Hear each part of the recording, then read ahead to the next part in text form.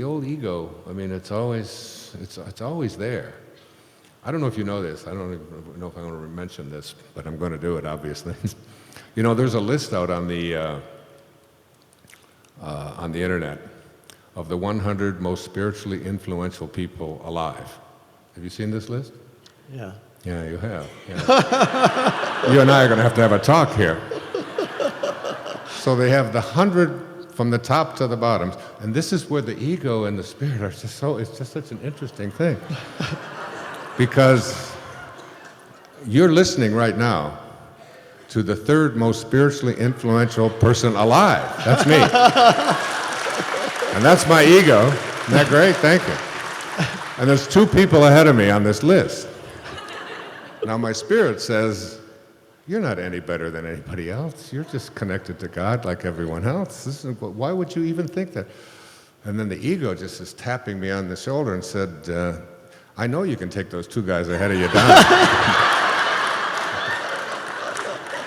So the number 2 spiritually influential person alive, according to Watkins, this list, is the Dalai Lama. And the number 1 spiritually I can't even say it, spiritually influential person alive is Eckhart Tolle.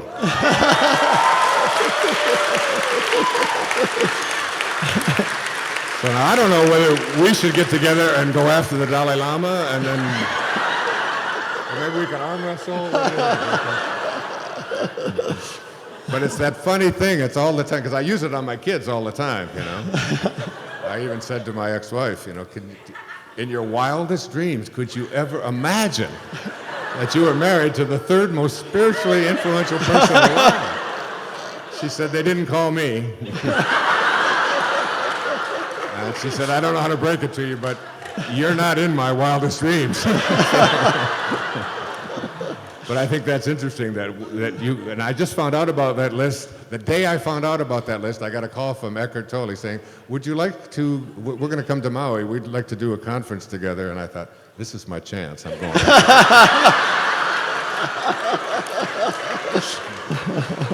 I love you, man, I love you. This is,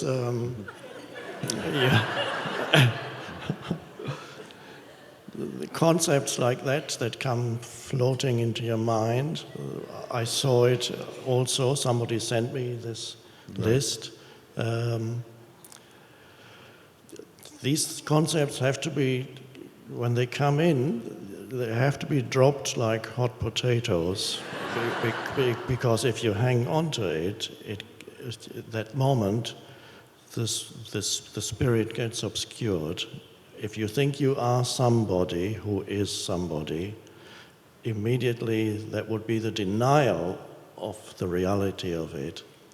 So the art really is and it's tricky because I've seen it happen to other spiritual teachers, some were able to drop the hot potato when people came with beliefs and projections about them. And I've seen others who took it on board and became burdened by some self-concept that others were projecting onto them.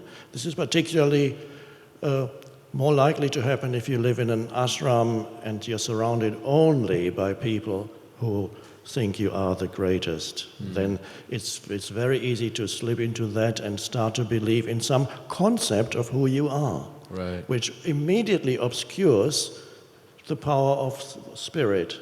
Yeah, it's so true.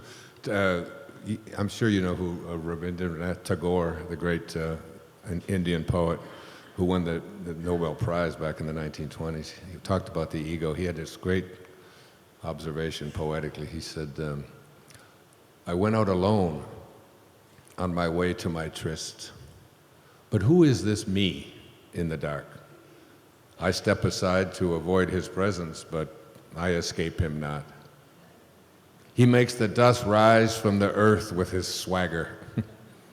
He adds his loud voice to every word I utter. He is my own little self, my Lord. He knows no shame. But I am ashamed to come to thy door in his company. Beautiful. Yeah, Beautiful. that's Tagore. That's the ego. Yeah, that's for Tagore.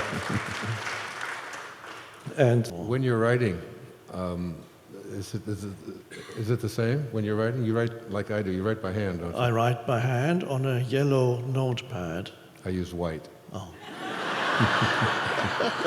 But I'm only number 3, so